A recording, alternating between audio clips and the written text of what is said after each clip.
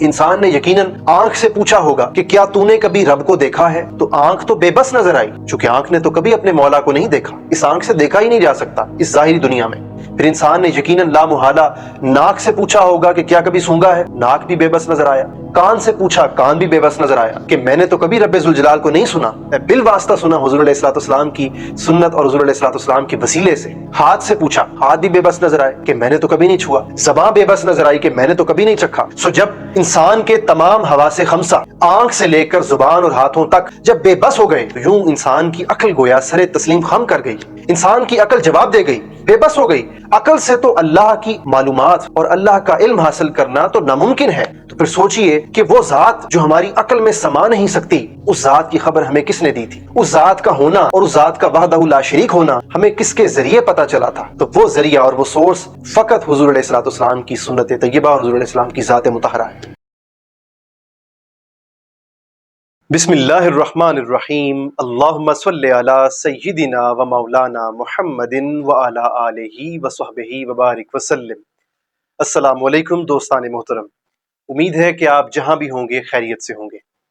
چند روز قبل 23 نومبر کو state life insurance corporation of Pakistan کی ریجنل آفس میں ایک شاندار محفل میلاد النبی صلی اللہ علیہ وآلہ وسلم کا انعقاد کیا گیا تھا، جس کی صدارت وہاں کی ریجنل چیف جناب محمد اکبر مغل صاحب، ڈاکٹر سجاد حسن زیدی صاحب، جناب شاہد جمال صاحب اور جناب حامد بشیر صاحب کے ہمراہ جناب ساجد علی عباسی صاحب کر رہے تھے۔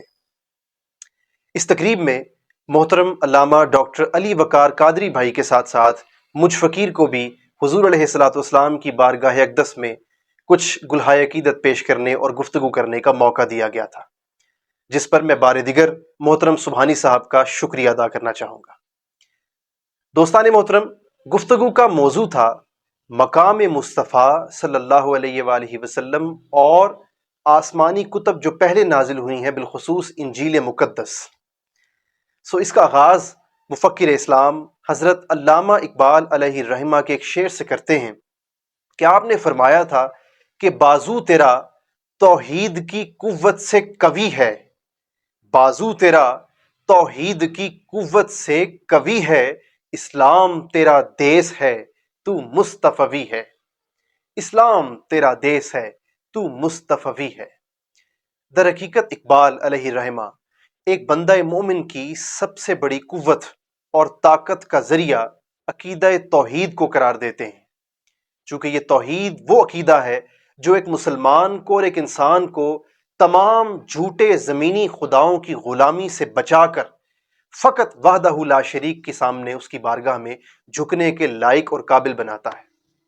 مگر اس کے ساتھ ساتھ اسی شعر کے اپنے دوسرے مصرے میں فرماتے ہیں اور ہماری توجہ اس طرف مبذول کرانا چاہتے ہیں کہ یہ جو عقیدہ توحید ہے، اس تک ایک مسلمان کی رسائی اور ایکسیس کیسے ممکن ہو سکتی ہے؟ فرمایا کہ اسلام تیرا دیس ہے اور تو مصطفی ہے۔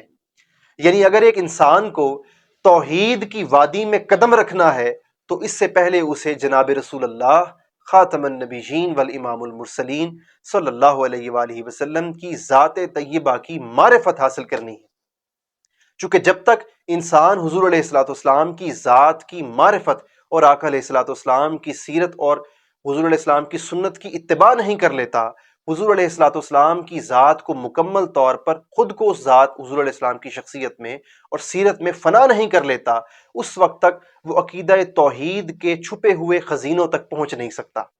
چونکہ دیکھیے نا، انسان نے اگر کسی بھی شے کا علم حاصل کرنا ہوتا ہے تو وہ سب سے پہلے اپنے حواس خمسہ کو بروئے کار لاتا ہے، یعنی اپنی کامن سینسز کو یوز کرتا ہے۔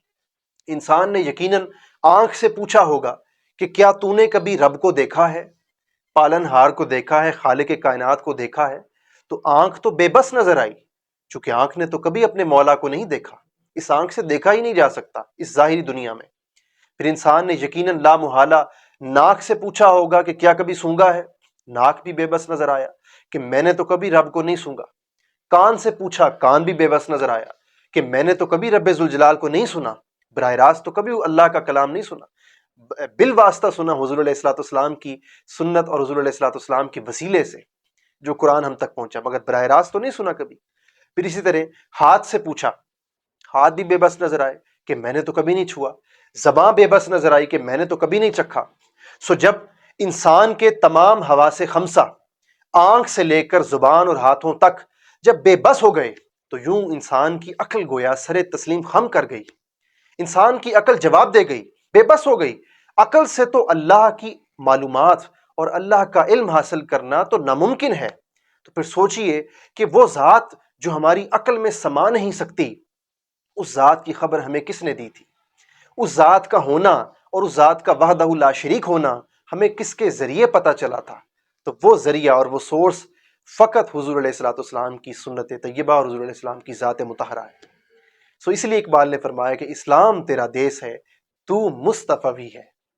سو اب حضور علیہ الصلوۃ والسلام کے مقام و مرتبے کو ہم جو پچھلی آسمانی کتب ہیں، بالخصوص انجیل مقدس، ہولی بائبل، اس کے پرسپیکٹو میں دیکھتے ہیں کہ کیا پرانی جو پچھلی آسمانی کتب ہیں ان میں بھی ہمارے نبی پاک صلی اللہ علیہ وآلہ وسلم کا ذکر خیر آیا تھا، اور کن کن مواقعوں پر حضور علیہ الصلوۃ والسلام کے ذکر کو مینشن کیا گیا تھا۔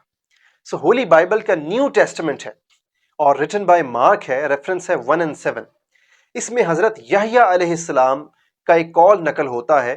میں اس کا ایگزیکٹ ٹیکسٹ پڑھتا ہوں کہ جان اناؤنسڈ، حضرت یحییٰ علیہ السلام کے حوالے سے آتا ہے کہ انہوں نے اپنی قوم کو اعلان فرمایا اس کے سامنے، اور فرمایا لوگو سم ون از کمنگ سون، کوئی ہے جو آنے والا ہے، who is so much greater that I am not even worthy to stoop down like a slave and untie the straps of his sandal۔ حضرت یحییٰ علیہ السلام اپنی قوم سے فرماتے ہیں کہ میری قوم، میرے لوگوں، سنو کہ اللہ کا کوئی بندہ آنے والا ہے، اور اس کا مقام و مرتبہ اتنا عالی ہوگا کہ میں اس ہستی کے سامنے غلام کی حیثیت سے بھی کھڑے ہونے کی ہمت نہیں رکھتا۔ I am not even worthy to stoop down like a slave۔ میں غلام کی حیثیت میں ان کے سامنے کھڑے ہونے کی مجال نہیں کر سکتا۔ اور untie the straps of his sandal، اور میں ان کے مبارک جوتوں، نالین کے تسمے کھولنے اور باندھنے کی بھی ہمت اور حوصلہ نہیں رکھتا۔ قربان جائیے، یہ ہے وہ ذکر مصطفیٰ صلی اللہ علیہ وآلہ وسلم جو ہولی بائبل کے نیو ٹیسٹمنٹ میں آیا ہے۔ پھر اسی کوٹیشن کو جان اناؤنس، یعنی حضرت عیسیٰ علیہ السلام، حضرت یحییٰ علیہ السلام کی کوٹیشن کو ہولی بائبل کے ایک اور ٹیسٹمنٹ، نیو ٹیسٹمنٹ میں، جو کہ ریٹن بائی لیوک ہے، اور اس کا ریفرنس ہے 3 and 15۔ وہاں پر سیم یہی کوٹ آتا ہے، بس چند الفاظ کا فرق آتا ہے۔ اس کو بھی میں یہاں پر پریزنٹ کرتا چلوں کہ John said to his people, انہوں نے فرمایا اپنی قوم سے کہ someone is coming soon who is so much greater and so much greater that I am not even worthy to appear before him like a slave، کہ میں ان کے سامنے غلام کی حیثیت میں پیش نہیں ہو سکتا۔ and untie the straps of his sandal، وہ باقی وہی کلام وہی ریپیٹ ہوا یہاں پر۔ سو چند الفاظ کے فرق کے ساتھ حضرت یحییٰ علیہ السلام کا وہی کال لیوک کی لکھی ہوئی بائبل میں بھی مینشن آتا ہے۔ سو اس کے علاوہ جو ہولی بائبل کے نیو ٹیسٹمنٹ میں ایک اور کنگ جیمز ورژن ہے، کنگ جیمز ورژن کا ریفرنس ہے 14 and 9۔ وہاں پر حضرت عیسیٰ علیہ السلام، ہولی جیزس، ان کا کال آتا ہے کہ حضرت عیسیٰ علیہ السلام اپنی قوم سے مخاطب ہوتے ہیں، چونکہ بعض دفعہ یہ کال بھی کیا جا سکتا ہے اور کیا جاتا ہے کہ شاید وہ جو میں نے پچھلا ریفرنس کوٹ کیا ہے حضرت یحییٰ علیہ السلام کا، کہ شاید وہ جو سم ون از کمنگ سون کی بات فرما رہے تھے، وہ شاید اس کا استدلال اور اس جملے کی مراد حضرت عیسیٰ علیہ السلام ہے۔ تو اگر اس حضرت یحییٰ علیہ السلام کے جملے کی مراد حضرت عیسیٰ علیہ السلام ہوتے تو حضرت عیسیٰ علیہ السلام بھی اسی جملے کو ریپیٹ نہ فرماتے، چونکہ اگر وہ حضرت عیسیٰ کی بات کر رہے ہیں تو پھر حضرت عیسیٰ کس کی بات کر رہے ہیں؟ سو آئیے کنگ جیمز ورژن کے ریفرنس 14 and 9 پر آتے ہیں۔ حضرت عیسیٰ علیہ السلام فرماتے ہیں، ہولی جیزس سیڈ، اپنے لوگوں سے، اپنی قوم سے مخاطب ہوتے ہیں کہ if you love me obey my commandments، اے لوگو اگر تم مجھ سے محبت رکھتے ہو تو پھر میرے احکامات کی بجاوری لاؤ، میرے احکامات کی پیروی کرو۔ اور کیا ہوگا؟ پھر فرماتے ہیں کہ I will ask the Father and he will give you another advocate who will never leave you۔ آپ فرماتے ہیں حضرت عیسیٰ علیہ السلام کہ میں اللہ رب العزت سے دعا کروں گا، اللہ تعالیٰ سے مطالبہ کروں گا، تقاضا کروں گا، I will ask the Father۔ چونکہ ہولی بائبل میں ورڈز فادر کے آئے ہیں تو میں نے وہی کوٹ کیا ہے ایز اٹ از، تاہم بحیثیت مسلمان جب ہم ترجمہ کریں گے تو ہم اس کا معنی اللہ رب العزت ہی لیں گے۔ تو اللہ تعالیٰ سے فرماتے ہیں حضرت عیسیٰ علیہ السلام کہ میں اللہ سے مطالبہ کروں گا، اللہ سے دعا کروں گا، اور اللہ میری قوم تمہیں ایک اور ایڈوکیٹ دے گا۔ He will give you another advocate، ایک وکیل عنایت فرمائے گا، who will never leave you، جو کبھی تمہیں نہیں چھوڑے گا۔ کبھی نہیں چھوڑے گا، معنی یہ ہوا کہ اس کی نبوت آخری نبوت ہوگی، ان کی تعلیمات، ان کی ہدایت قرب قیامت بلکہ قیامت کے برپا ہونے تک تمہارے لیے مفید اور کارگر ثابت ہوں گی. So who will never leave you. یہ واضح استدلال ہے کہ حضرت عیسیٰ علیہ السلام کا یہ قول منتج ہوتا ہے جناب رسول اللہ خاتم النبیین والامام المرسلین صلی اللہ علیہ وآلہ وسلم کی ذات طیبہ پر. سو یہ ہولی بائبل کے نیو ٹیسٹمنٹ سے، جس کو آج قبول کیا جاتا ہے میجورٹی آف دا کرسچنس، ہمارے جو بہن بھائی ہیں ان کی جانب سے، تو میں نے اس کتاب کے ریفرنسز کو لیا جو کہ نیو ٹیسٹمنٹ میں آئے ہیں. اب یہاں پر صحیح بخاری اور صحیح مسلم کی ایک متفق علیہ روایت کرنا چاہوں گا اور اس پر گفتگو کو وائنڈ اپ کروں گا کہ اب آئیے ذرا، ہم نے جب ہولی بائبل کے ٹیسٹمنٹ نیو ٹیسٹمنٹ میں حضور علیہ الصلوۃ والسلام کا ذکر دیکھ لیا اور آقا علیہ السلام کے مقام و مرتبہ کی ایک ہلکی سی جھلک دیکھ لی، تو دیکھیے کہ صحابہ کرام حضور علیہ الصلوۃ والسلام کے مقام و مرتبے کے حوالے سے کیا عقیدہ رکھتے تھے. تو صحیح بخاری کی والیوم 2 میں حدیث مبارکہ کا نمبر آتا ہے 1654، یعنی 1654، اور صحیح مسلم کی والیوم 3 میں حدیث مبارکہ کا نمبر آتا ہے 1679، یعنی 1679. حضور علیہ الصلوۃ والسلام نے اپنی حیات طیبہ میں ایک ہی حج فرمایا. تو حجۃ الوداع اس کے موقع پر جب میدان عرفات سے واپس تشریف لائے منا کے مقام پر، تو میدان عرفات سے واپسی پر جب منا پہنچے تو اپنے تمام اصحاب سے مخاطب ہوتے ہوئے حضور علیہ الصلوۃ والسلام نے جو خطبہ ارشاد فرمایا، اس کا آغاز یہاں سے ہوتا ہے. صحیح بخاری اور صحیح مسلم کی متفق علیہ روایت بتاتی ہے کہ حضور علیہ السلام نے اپنے اصحاب سے چند سوالات پوچھے. پہلا سوال یہ تھا کہ ایو بلد ھذا. حضور علیہ الصلوۃ والسلام نے منا میں کھڑے ہو کر حرم کعبہ بیت اللہ شریف کی طرف اشارہ کر کے پوچھا اپنے اصحاب سے کہ ایو بلد ھذا، کہ میرے اصحاب یہ شہر کون سا شہر ہے، اس کا کیا نام ہے.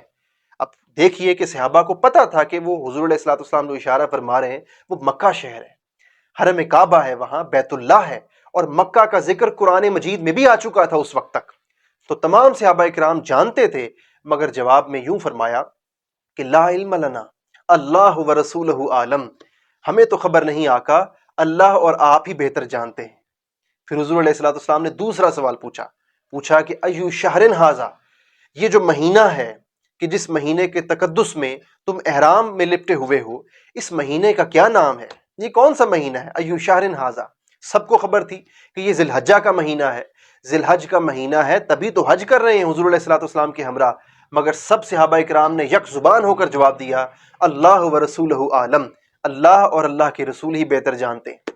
پھر آقا علیہ السلام نے بھی حد فرما دی. آخری سوال پوچھا کہ ایو یوم ھذا، آج دن کون سا ہے.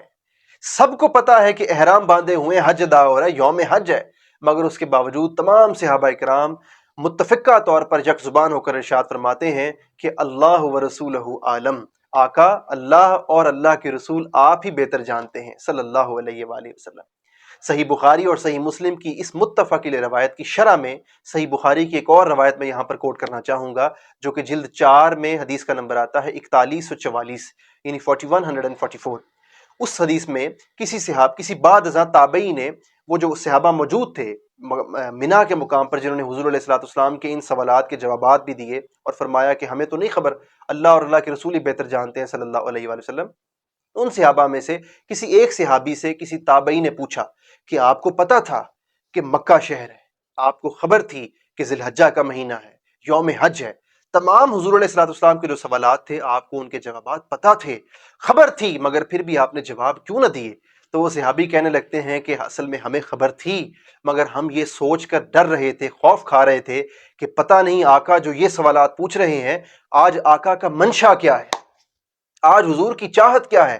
پتہ نہیں حضور جو ہم سے پوچھ رہے ہیں کہ یہ شہر کون سا ہے، ہم کہہ دیں مکہ تو حضور کی منشا بدل جائے، حضور اس شہر کا نام بدل دیں، تو واللہ اللہ کے اذن سے اس شہر کا نام بدلا جا سکتا تھا. تو ہم منشاء رسول اللہ صلی اللہ علیہ وآلہ وسلم اور چاہت مصطفیٰ کے ادب میں جانتے ہوئے کہ مکہ ہے، ذی الحجہ کا مہینہ ہے اور حج کا دن ہے، یہ سب کچھ جانتے ہوئے بھی انجانے بنے رہے کہ آقا علیہ السلام کا ادب کہیں مجروح نہ ہو جائے. قربان جائیے دوستان مکرم، یہ وہ ادب مصطفیٰ صلی اللہ علیہ وآلہ وسلم کا وہ مقام تھا کہ جس مقام پر پہنچ کر صحابہ کرام کو حضور علیہ الصلوۃ والسلام کے مقام کی صحیح معرفت حاصل ہوئی تھی. اگر آج کے اس دور میں مٹیریلسٹک دور میں ہم چاہتے ہیں کہ ہمیں بھی حضور علیہ الصلوۃ والسلام کہ مقام و مرتبے کا ادراک نصیب ہو سکے، تو اس کے لیے ضروری ہے کہ ہم اپنے سینوں میں اور اپنی شخصیات میں ادب مصطفیٰ صلی اللہ علیہ وآلہ وسلم کو اپنی زندگیوں میں عملی طور پر ڈھال لیں، چونکہ یہی وہ مقام و مرتبہ اور حضور علیہ الصلوۃ والسلام کی سیرت کے ساتھ ہماری اتباع کا وہ تعلق ہوگا جو ہمیں خالق کائنات کے عقیدہ توحید تک جا پہنچائے گا۔ اللہ رب العزت سے دعا ہے کہ اللہ تعالی ہمیں عقیدہ صحیح عطا فرمائے اور عقیدہ صحیحہ کے ساتھ ساتھ عمل کی بھی توفیق عطا فرمائے۔ گفتگو میں جہاں کہیں مجھ سے غلطی ہوئی ہو، میں اللہ رب العزت کی بارگاہ میں معافی کا طلبگار ہوں۔ والسلام علیکم ورحمۃ اللہ وبرکاتہ۔